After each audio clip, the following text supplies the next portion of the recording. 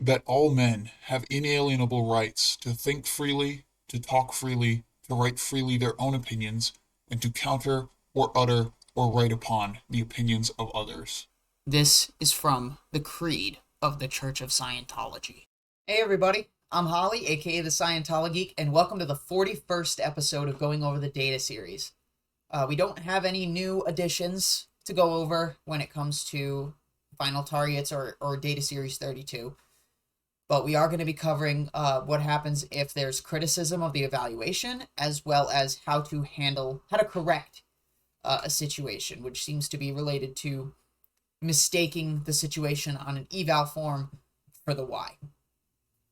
So if you guys want access to any of these volumes, any of the data series, policy letters, tech bulletins, any of the miscellaneous materials I have on the Google Drive folder, feel free to email me, again, with a valid Gmail address at scientologeek@gmail.com. That's going to be in the description, along with a link to my Discord server. So if you guys want to hit me up from there, you can DM me, again, valid Gmail address. I'm going to be sending these through email, obviously, and Google seems to be the only email service that works when it comes to sharing in that way through Google Drive. Without any further ado, let's get started. Here we have the HCO policy letter of the 3rd of July, 1974, revised the 29th of January, 1979. This is evaluation, criticism of. There are 6 duties of a person who's responsible for passing evaluations. 1. To see that the evaluation is correct and that it can accomplish or approach the ideal scene. 2. That those doing evaluations by the process of the criticism itself become trained and better evaluators. 3. That persons doing evaluations become correctly and well trained by the process of training, cramming, and as needed ethics. 4. To see that evaluations do occur on existing situations. 5. To see that unevaluated situations do not exist. And 6. To make sure that the data series is used to its full potential. When an evaluation is rejected, care must be taken that the criticism is correct and not capricious. If one gives out-tech criticisms of evaluations, no evaluator will really ever learn evaluation. He will just become confused and desperate. The quality of evaluations will deteriorate and the data series potential will be defeated. What about giving criticisms of the data series in and of itself? Therefore, the only criteria that may be used in calling attention to outnesses in an eval, a requested rewrite or correction, are A. Purity of form, all parts of an eval included. B. Verification of stats. C. Date coincidence correct and proven on graphs using all graphs that have to do with the situation. D. GDS analysis supporting the eval, stat management policy letters apply. E. Exactly offered data not born out of an inspection of files. F. No situation. G. Insufficiently broad situation. H. Inconsistent policy, situation, stats, data, Y, ideal scene, handling, targets, not on same subject. The inconsistency must be precisely pointed out.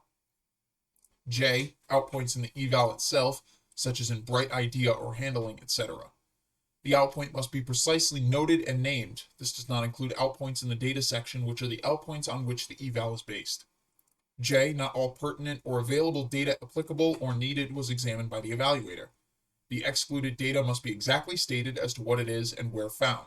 Not looking at all applicable or important data makes it a partial eval. K. Wrong Y. L. Weak handling. M. Handling does not include targets to handle directly or indirectly the more serious outnesses found in the data mentioned. N. Absence of ethics handling on serious ethics matters found in the data mentioned or of the ethics Y. O. No method of implementing the evaluation or maintaining the scene and getting its targets done, such as a broken line between evaluator and scene or omitted terminals or ethics who or whose depended upon to do the targets. P. Sequence of handling incorrect or omitted. A production target must come first. Errors of solid organized for many early consecutive targets without production in them, no organizing at all, are flunks. Q. Vague generalities in postings which do not name the new person or the person to replace the person being moved up. R. Musical chairs. S. No resources or ways to get them, or non-utilization of known resources or excessive use of resources for no real gain. By the way, musical chairs is just switching people around from post to post. T. Off-policy orders or orders that set policy. U, no target or targets to get in the policies mentioned under policy. V, unreadable or illegible presentation of the eval for criticism or review. W, failure to return eval promptly with corrections. X, bright idea isn't bright enough. That seems subjective. Y, no eval. Z, no data trail or incorrect data trail. If the reviewer, corrector, or critic of evaluations does the above and nothing else, he will be rewarded with better and better evaluations, less and less time spent correcting, more and more gain by use of the data series, and a happier and more productive scene entirely. Saying, and nothing else. Talk about culty when you say that my doctrine and only my doctrine must be followed. Alright, we'll try situation correction. It looks like we have time. So this is the HCO policy letter of the 18th of July, 1974. I have just reviewed a number of attempted evaluations and was struck by the similarity of errors in them. None of these evaluations would have reached any ideal scene or even improved the existing scene. The real reason for this is that the majority of them had a highly generalized situation, such as B2E biscuit company failing or stats down from last year. They then proceeded on a data trail and got a Y. In these cases, the Y they found was actually the situation. Each of them had failed to use the data trail to find the situation. They were using the data trail to find a Y. The evals then had no Y. The handling was just a bunch of orders that were in fact unevaluated orders since no real Y had been found. Like in playing a game, these evaluators had started 50 feet back of the starting line, and when they got to the starting line, or the situation, they assumed it was the finish. If you look at an evaluation that has a generalized situation, like Continental products getting fewer, you'll find in a lot of cases, not always accurately, Wow, for once he admits that it's not all cases. that what was put down as the Y was in fact the situation.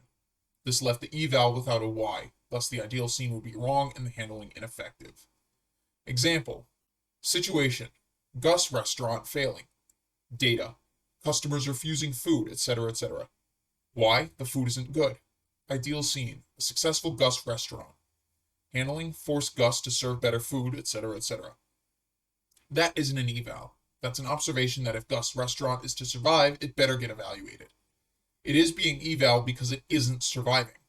Now look at this. The data trail led to the food isn't good. That's a situation. Why isn't it good enough? Well, it turns out the cook got 15% commission from the store for buying bad food at high prices. And Gus didn't know this. So bang, we handle. Gus Restaurant achieves ideal scene of Gus Restaurant serving magnificent chow. In this example, if you use the situation for a Y, the who would probably be Gus. The data trail of outpoints from a highly general situation, that is only an observation like failing stats, will lead one to the situation, and then a closer look, also by outpoints, will lead one to the real Y and permit fast handling. Data trail. People can get too fixated on the history of something. They can call this a data trail. Well, alright, if it's a trail of outpoints. But significances of history have little to do with evaluation. Let's say you see the machine division is failing. Now, if you simply take masses of data about it and just start turning over 10 or 12 sheets at a time, looking for outpoints only, and keep a tally of what they are and to whom they belong, you will wind up with your situation area and probably your situation without reading any significances at all. Now that you have your area and situation in it, you can start really reading all about it and get that existing scene's data and its outpoints, and your Y leaps at you. Substitution. You can't substitute stats for a situation or a situation for a Y, but substitution of one part of an eval for another is a common fault. Substituting a general hope for the ideal scene you really would and could achieve makes a sort of failed feeling in an eval. Gus Restaurant being best in town is nice, but lots of customers very well fed so Gus Restaurant survives is what you are trying to achieve. That can occur and will be reached if you find the real Y. What did we cover today? We've covered the duties of a person who passes evaluations. They need to make sure that the evaluation is correct and that it can reasonably approach or get to the ideal scene. We learned that people who are doing the evaluating need to be properly hatted, crammed, and if possible be given ethics actions. We need to make sure that evaluations occur on existing situations and don't occur on unevaluated situations. And according to Hubbard, you have to make sure that the data series is used to its full potential, whatever that means. Not like there's much potential to begin with. There's also a list of 26 criteria that are acceptable when asking for eval corrections or rewrites. He says that if a person does what the policy says and nothing else, which again is culty, saying that your material and only your material can fix all the problems, only then will you have a better time applying the data series and doing evaluations. We learned about people who switch Ys for situations and then end up without having a Y in their evaluation form. And we've learned that the significance of prior history of the situation in the area is not always necessary. It was quite a bit, but we got through it. If you don't know, by the way, I have taken up Mark Headley's birthday game challenge, which means I want to get my stats as high as possible by March 13th. I know I'm not going to beat Scientology's numbers. They're still at like 80,000, but I'd like to try to get up there. So if you guys like the video, like it, dislike it, whatever. Comment, share, hit the notification bell, subscribe, do what you got to do. Show people what the church has to offer. And we'll talk to all of you later. See ya.